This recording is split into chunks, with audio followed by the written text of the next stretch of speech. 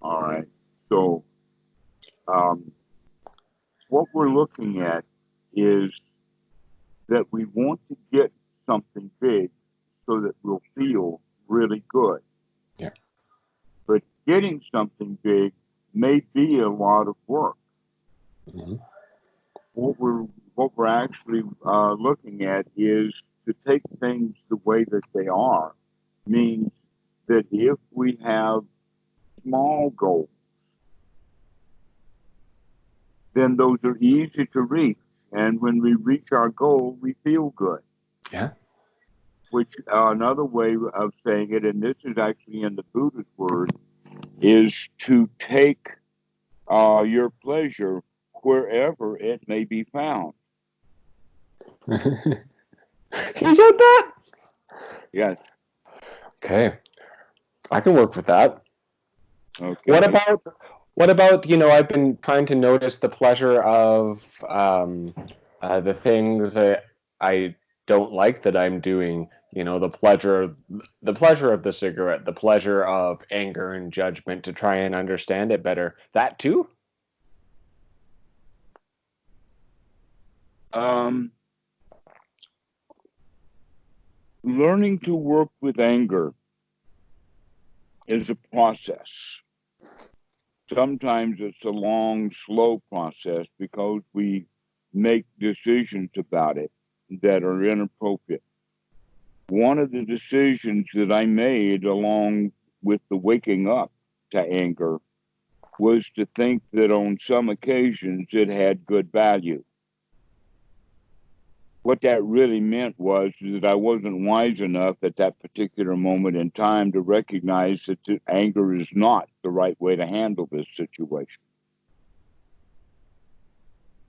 And then, along with that comes the knowledge that anger, in fact, uh, never does have any value. But there is always a better way of dealing with the situation rather than anger. And you generally, yeah, almost all the time, that when anger gets put into the mix with a situation, now the anger itself becomes more important or the dominant part of the situation. And so about the only thing that anger can do is change the focus. But that change is probably not a good change. Okay. So beginning to understand that right from the very beginning should be helpful to you so that you won't have to spend years in being pleased with inappropriate anger because it never is useful. There's always a better way of dealing. And when we recognize that whether the anger is real or feigned, when we are actually trying to use anger, in other words, we feel only a little bit angry, but we're expressing it in a really big way because we really want something. The way that it comes across is that it's really big anger. In other words, what I'm saying is that oftentimes when there's only a spark of knowledge or sati, that it's possible to exaggerate the anger so that it's actually more than we even feel, but that it still expresses the fact that we've got that anger inside. So a better motive then would be, instead of finding ways to express the anger, is to look at what's going on underneath the anger. And we invariably find fear. Fear is there. That when two guys are angry at each other, that means that they're afraid of each other. Okay. When I was a kid, My dad was a projectionist at a movie theater, so I saw lots of cowboy movies. Okay. All right, and I remember them. And there is a common theme, and in that common theme, you will have an old established gunslinger who is, let us say, at the top of his form or slightly over the hill. And that when he is in this movie, he actually is the one who can think clearly. He knows what's going on because he has that kind of security. And an example of that, you may have not heard it, is Paladin. Have gun will travel was Okay. the name of it. Okay. And that he would take a fee. He generally would have to use his gun, but always his intention was he didn't have to use it because he could outthink and outsmart, and better still, even outfeel, because he was in fact a lion. Okay. Now, not just Paladin, but many, many times we'll find this situation that the young gunslinger is looking to make a name for himself. And so he wants to confront the very best gunslinger. If I can knock over Wyatt Earp or Matt Dillon or Paladin, then I've got a big name for myself, right? These are the guys that always get shot in that movie. Why? Because they're biting off more than they can chew, and often the way that they are managed is because they're also angry. Okay. And so, cool head always beats out anger. Okay. This is seen in many places, many places. In the boxing ring, on the debate stage, even in chess. There is a very famous chess set match. I think it was like 1972, 1973, that time frame, and it was between Boris Spassky, the best Russian, and Bobby Fischer, who was a very good chess player in the United States. But Bobby Fischer used psychological techniques on Spassky, who was not ready for it. And Bobby Fischer won that contest, and the whole world exploded because even though some of the stuff that he was doing was brilliant, mostly it was because he was able to frustrate Boris Spassky. And there was a whole bunch of techniques that he would use to do that. One of them is like, this is the chess piece. In formal chess, if you touch a piece, you have to move it. So what Bobby Fischer would do is he'd put his hands all over that piece, but not touch it, which meant that now everyone in the audience, all of the officials, and Spassky are now looking at that piece because he's tricked them into thinking that he's got to move it simply because he was hovering over it, where the rule is actually you've got to touch it. And he used that technique probably in every game. But the ones that were really bad is that when it was Spassky's turn to play, Bobby Fischer would stand up and walk around to the back of him and lean over his shoulder, exactly the way that who was it? Donald Trump would hover over the back of Hillary Clinton when it was her turn to talk in the debates. When you've got somebody right over your shoulder and you know they're there, you put mental energy into that. It's a frustrating thing. Thinking outside the box, it's yeah, it's an interesting lesson in that. Anyhow, something to think about. Yes, and so basically, what we're looking at is that he who is angry generally is not the one who's going to win the situation. Yeah. That when we get angry, the body is getting ready for fight or flight. This is a very primitive mechanism within us. Okay. wisdom or the frontal cortex or the human part of the mind would say, don't get angry because you don't want your body all messed up with all of these chemicals. You want to use that energy and that blood for thinking straight. And that's what I would see then in situations like Paladin. He always thought through the situation, but in the process, he had to generally keep his client in check because the client would get angry at the villain. But Paladin wanted to deal with him rationally. Okay, so that whole way of thinking is that generally our emotions, whatever the emotion, gets in the way of clear thinking. So when you're having a pity party, you're not thinking clearly. And the same thing applies, like you were talking about anger.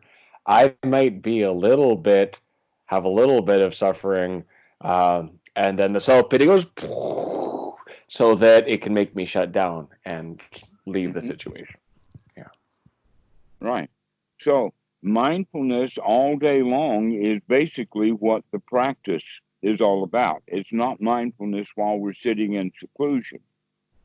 The Buddha had a story about this, and that knowing that we can we can retranslate the Pali sometimes better than the way that it's done in the suttas. And so the way that I translate this is it's the log in the bog.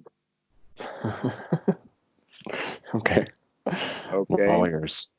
Or a stump in the swamp. All right. So in the time of the Buddha, they had professional fire makers. And these men went around starting fires for people who had not been able to keep their fire going.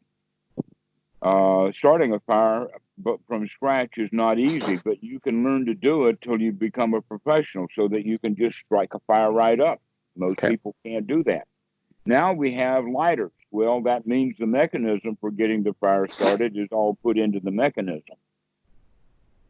So you got a log in the bog. Can the fire maker go set that log on fire in the bog? No. Okay. If he pulls it out of the bog onto the shore, can he light it then? If he lets it sit for months and months in the hot sun, occasionally rolling it over, can he then strip it down so that he can start a fire with it then? Perhaps. Okay, all right. So this is the analogy that the Buddha has of why seclusion is useful. That the mind, in fact, is like the log in the bog, and the bog in this case is the world. The world of ideas, the world of other people, the world of rites, rules, rituals, the world of feelings, the world of breaking the rules and feeling about that and all of that. The whole 9 yards that we can put into the world. Oh, beg your pardon. You don't have to beg. It's easy to come. It's gonna one moment.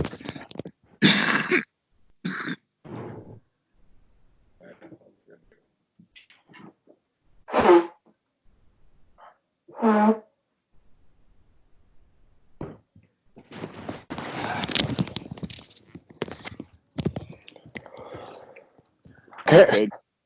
The log in the bog. The analogy is that the log is the mind, and the bog is the world. That's the Mara. That's the rites, rules, rituals, society, social conventions. And social conventions are actually quite a lot of it. Okay. But if we pull the log out of the bog, and so that it can drain out, the water can drain out of the bottom, and the sunshine can vaporize the water on top. In that regard, this is exactly why people will go into retreat. In a way, that's exactly why you're in the center that you're in now.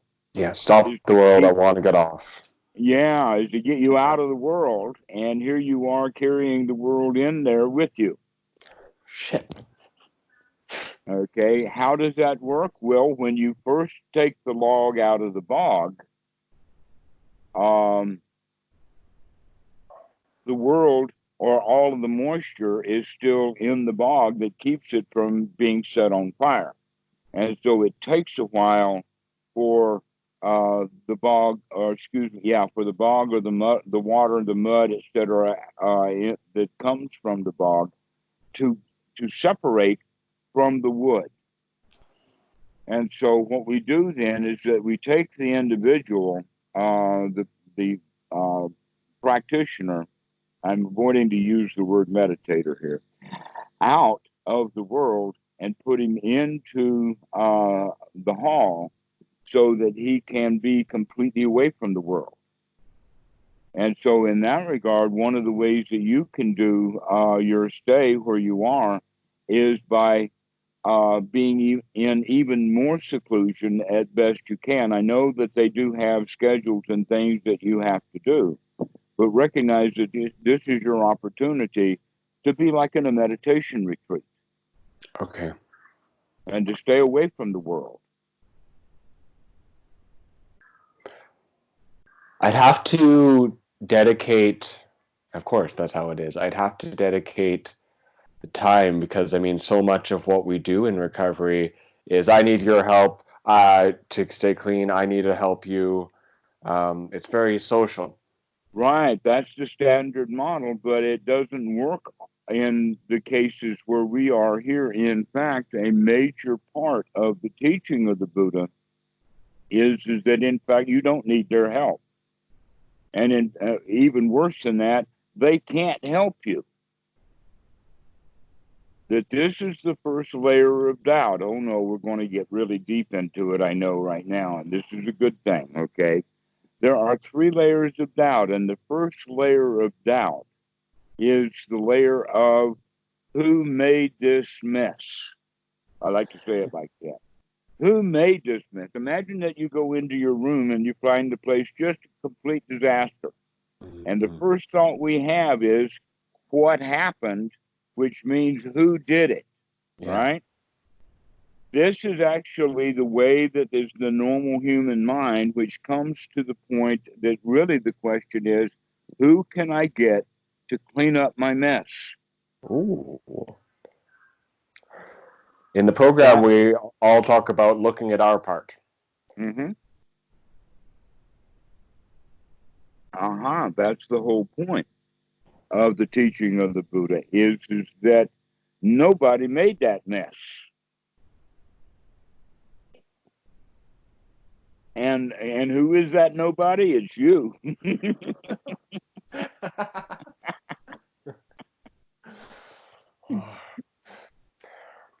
You must enjoy when you get to those punchlines, eh?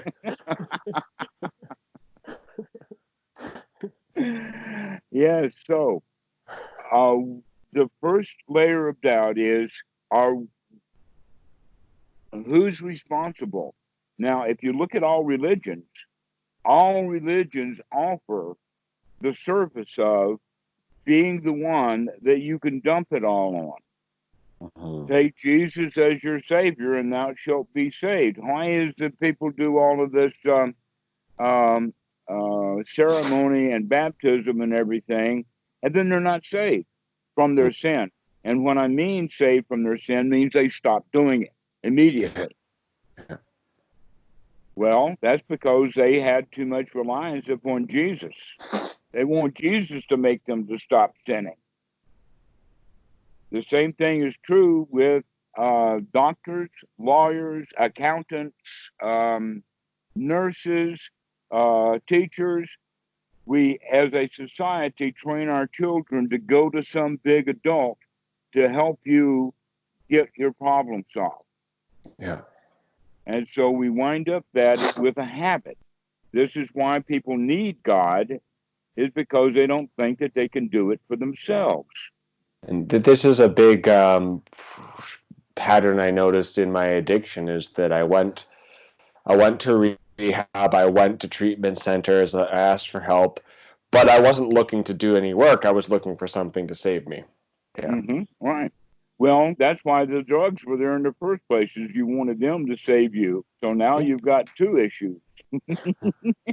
More than two issues, my friend. Well, I was about to add the third. Every time we find something that's going to help, that actually winds up being now more of the problem.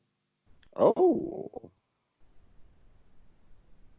So everybody that you ask for help winds up being part of the problem.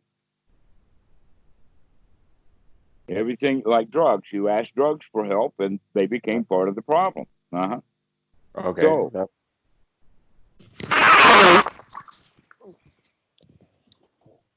So the second layer of doubt, this is the one that you and I are actually working on now. And that is that now that you know that ain't nobody going to help you, that you're going to have to do all of this all by yourself or it's not going to get done. That's the first layer of doubt, and it's actually terrifying for people to be that exposed, to realize that, hey, I am not going to get any help, not from a drug, not from a doctor, not from a psychologist, not even from a Dhamma teacher. No one is going to help me come out of my crap. So the second layer of doubt then comes visible. And what is that second layer of doubt? The layer of doubt of, am I up to the task? Can I do it? And Big that's one. what you and I are practicing together, is to get your confidence built up so that you do eventually gain the attitude of a winner. That I can do this. I'm in charge of this life. I'm the emperor of my own pile of dirt. And not being buried underneath it, but sitting on top. And this is a confidence, and that we use the Four Noble Truths, and especially the parts of the Eightfold Noble Path, to accomplish this. That in fact, where we're going from the very beginning is always based upon right view. And your right view is that you're calling me, that you're deciding that you can solve your own problem. That's one's right view. Then we practice. That's the sati. We have to keep remembering and remembering and remembering. Why? Because if we don't remember that we're okay right now, we'll find some reason to have a pity party, because that's the habit we're in. And then we want help.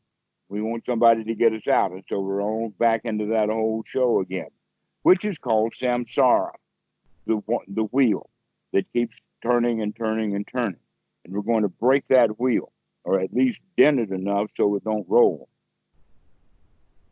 And so the way that we're doing that is to remember, keep remembering that I don't have to have a pity party, that in fact I can look for little successes, and the first success that we're going to look for is I can throw that pity party out of the mind right now. Yeah, absolutely. Aha, I see you, Myra. Aha, I see that you are in the mind, and I can come out. That alone is all that's needed to be done, so that alone should give you all the joy. That one point, aha, I see you, Myra. I can see what's going on in the mind. When you're capable of seeing what's going on in the mind, that should bring about great joy, because only then will you have an opportunity to fix it. Yes. And nobody So else can see what's. Go ahead. what I've been doing lately is I've been saying it sounds really similar. I've been in the morning. I've been saying I'm going to fuck up today. I commit to fucking up. Fucking up was my goal. Every time that I fuck up, I'm going to say fuck yeah, because I'm that much more aware, and it kind of helps. Okay, so let's change that a little bit. Let's change it from I'm going to fuck up to I'm going to be on guard today. Mm-hmm. I'm going to be on guard. I'm going to watch what's going on. Okay, you see the difference of it? One is acceptance of, I think I told you about the truck in the road, and we're standing in the truck in the road, and we either see the truck, okay. Imagine that there's a highway, of the mind are actually a real road, but you can imagine a road, perhaps out in the one that's out in front of your building there, and that you're standing in the road and you notice that a big truck is coming, some semi. You have several choices. One of the choices is to get out of the road, to stand out of the way. Another choice you have is to stand there and let the truck run over you. And the third is to pull a Popeye, you know, Popeye the Sailor Man. Yeah. He's going to take his great big fist and he's going to try to stop that Mack truck. Okay. These are the three ways of doing it. Standing there and letting it run over us is not right effort. It's not doing enough effort. Pulling a Popeye is working too hard, but right effort is easy. All we have to do is to get out of the way. So when you're saying, I'm going to fuck up today, that's almost like the acceptance that you're going to fuck up. Well, I am. In the old days, I always will. In the old days, you were playing a Popeye. Yeah. In the sense of trying to stop it. Now you're letting it happen. So, but there's a third way, and that is to be on guard so that when the mind itself starts to fuck up, you say, aha, I see you, so that it never quite gets to action. Because really fucking up is not in the mind, the fucking up is with actual action. But the mind is the forerunner. You cannot fuck up outside if you don't fuck up on the inside first. That's a major teaching of the Buddha because it went against what the Brahmins were teaching at the time about action, words, deeds, words, and thought. That thought doesn't have much value, but words can do harm, but an action can do great harm. So action is like chiseling into a stone, and thought is like drawing a line in the sand. And words are like drawing a line in the sand, but thought is merely like drawing a line in the air. And the Buddha was pointing out, no, that's not the case. So when you're using the word fuck up, that means that you're actually out there doing some damage. That is like chiseling something in or harming someone, saying something at the wrong time, etc., like that. That's the fuck up. So in this regard, the fuck up is not being mindful or not seeing those thoughts that precede the actual fuck up. Mm-hmm. So instead of saying that you're going to fuck up today, say instead, I'm going to be on guard and catch it. Just a second, there's somebody at the door. Yeah. Miguel says they're going to use his laptop for the alumni meeting. Okay. Okay, Fred, we gotta wrap this up. I'm borrowing this laptop, and somebody needs it. Any parting words? Yes. Don't worry. Be happy. Okay, I'll do my best. All right. Thank you. Be on guard. Okay. For the mind, so that you don't fuck up. Because you're not a fuck up. You're a marvelous human being. I know. I can tell. Thank you. Thank you very much. We'll see you. See you soon.